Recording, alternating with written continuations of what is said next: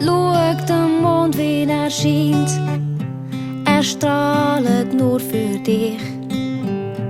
Und sogar Bäume und Tiere pfusen langsam ein. Es ist noch gar nicht so lange her. Da haben sich in Zürich 2 Schnecken getroffen.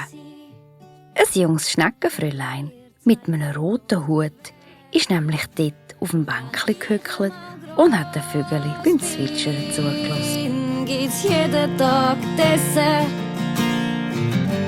Wenn ich einmal gross bin. Am nächsten Morgen ist es am Schneckenbub schon wieder viel besser gegangen. Er hat die ganze Nacht lang darüber nachgestudiert, was seine Mami gesagt hat. Und eigentlich hat sie ja recht. So schnell gebe ich nicht auf, hat da sich der Schneck gedacht und ist gerade in den Schopf ein Seil holen. Danke, Mami, dass du da bist. Dass du mit mir brüllst und lachst. Danke, Papi, dass du mich liebst und für alles, was du für mich machst.